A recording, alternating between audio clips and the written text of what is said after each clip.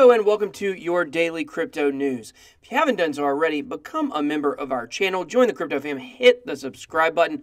We'd love for you to join us on this journey. Also hit that like button. The more people that like the video, the more people will get to see it. So today we're going to be talking news and the markets. Let's jump right in. Coin market cap right now is at 417 billion. It is down, not considerably, but it is down from even earlier today. It was closer to 430 billion. Everything in the top 10 other than Tron is down, and Tron was up earlier and has had a little bit of a dip. This is probably due to Bitcoin going from 93 back down to 92. We just can't seem to break that 93 threshold. It's been a lot of sideways action for about 2 days now, so hopefully we will see some gains here pretty soon. So, EOS down 20% today. It was as high as 21 US dollars, or about $20.50 actually, and now it is back down to 17. So it could be a time, if you felt like you've missed out on this and you want to get a bag, this could be the time to do it. Not financial advice, by the way. So let's look at the biggest winners of the day. Biggest winners, Bitcoin Private. That is a volatile coin in my opinion.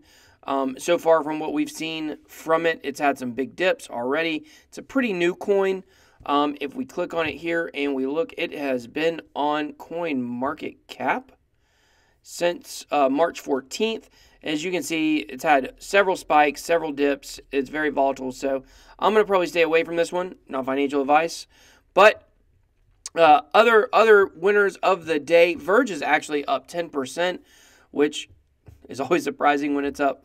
Chainlink, Tron, Next, and Wax Coin are all up, but none of them up over 5% except for Verge and Bitcoin Private. So EOS and Ontology both on big corrections after some good upward action. Mixin, Cortex, H-Shares, Centrality all down. Zalika down. Elastos, I really like Elastos, also down. Several things down over 10%. Eternity also down over 10%, almost 11 after a big pump over the weekend. So, okay, let's jump into the news. So it seems to be some bad news today just in terms of the market's not really going anywhere. But for April, the Bitcoin price was up 30%. So I know in March we were all in the depths of despair in the beginning of the month. And you know what? It all turned around. And you're starting to hear, people on the news channels that were all in Bitcoin in December get on it again. I saw a clip from, I believe it was from CNBC, where a guy was saying that, all the conditions are right, similarly to how they were in December. I hope we don't pump as fast and as hard. I hope that maybe we can have some more just straight upward trajectory instead of a bunch of spikes, because then the prices are going to be able to hold, I think. I do think by the end of this year, we will forget about the first 3 months, just in time to forget to sell your bags at the all-time highs again. So, let's move on. Nano. So, NANOMate is a new way to send Nano from to your friends. You can do it via Messenger, via Discord, Slack. There's all kinds of different ways. If you just watch the screen behind me, it'll show you all the different ways you can send it. And this is a good way to lower the barrier to entry to some of your friends. If you're in Nano, then you know what? You want to send your friend a couple nanos. Think about what that does. You send the nanos to him or her, and this person has to figure out how to receive. And once they're able to receive the nanos and track the nano, then what's going to happen is it's going to have a pump one day. They're going to watch their $15 or $20 go up to $28, $30, and they're going to be like, wait, it's like a 50% gain. And then they're going to get interested in crypto. So I like this idea. NANOMate, the actual website, is nanomate.co. They do take a fee, while Nano doesn't really have a fee, or the fees are super, super low per transaction. Of course, to use it on this platform, you are going to pay a small fee. I'm not sure what it is. If you know and you've used this already, hit me up. I'm thinking about trying it just to do it. But let us know what you think about this. Drop us a comment. Do you think this is a good idea, bad idea? Okay, so let's jump in to VeChain. Okay, so part 2, how the transaction model enables the necessary public blockchain adoption. Okay, so if you remember a couple weeks ago, we talked about VeChain. To let you know what VeChain is, there's a difference between VeChain and VeChain Thor. So VeChain is a token, right? Or it is the what VeChain is trying to do is track luxury goods. So just think Gucci bag. If you go down to New York City and you want to buy a Gucci bag and you don't know if it's authentic or not, the authentic Gucci bags would have a VeChain chip in them, and they would be authenticated on the blockchain so you know that it's real. Well, VeChain Thor is the actual blockchain that fuels VeChain, but it's trying to basically help with adoption and put other projects using the same VeChain Thor blockchain. So last week we talked about how with VeChain Thor that they had came up with this way to through an equation to figure out who pays the transaction fees, the seller or the buyer. And we talked about how, you know, like with eBay, that's very clear. You know who does it. With PayPal, you know who does it. You can opt, you know, if you want to do it as the receiver instead of the sender or vice versa, you have the option to do that. But we know the general rules of the way that reacts. VeChain Thor solved that problem with cryptocurrency and created an equation that determines who pays the fees.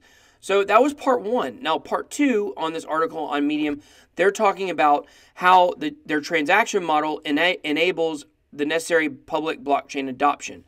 So anyway, they go through, basically, they talk about gas and they talk about in-transaction, there is an in-transaction proof of work process that happens in their blockchain. But what I want to focus on is this one little aspect of this article, and it says, furthermore, a user can set the expiration field to any point they choose. This has two key benefits. So what they're saying here is within the transactions, you can set an expiration date on a transaction or an expiration time so that after a certain amount of time, the transaction just goes away and doesn't go through if it hasn't already been accepted. So that's what it's talking about with the expiration field. So it has two benefits. Number one, transactions will no longer be stuck waiting to be processed while the user looks on helplessly. I think we've all probably been there. Number two, increased security because the payment cannot be hijacked at a later point in time and reused to cause problems. So we're going to look at both of these. Number one, think about it like this.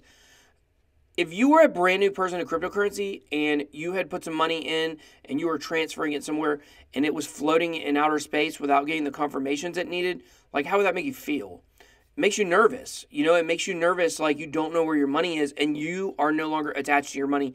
It is floating somewhere and you don't know where it is. That is a barrier to entry for cryptocurrency because a lot of people really value their money. I mean, we all do to an extent, but a lot of your more careful people, if that happens to them one time and it floats and floats for a day and it never goes through, then they're not going to do it again. So within cryptocurrency, we've got to have a way to make it where we know what is going on with our money. So with these expiration times and dates, what you'll be able to do is set like an hour or a 2 hour or however long you want to wait. And if the transaction doesn't go through in that period of time, it cancels the transaction off the blockchain and it just goes back to your wallet or wherever you're sending from. So number two, increase security because the payment cannot be hijacked at a later point in time and reused to cause problems.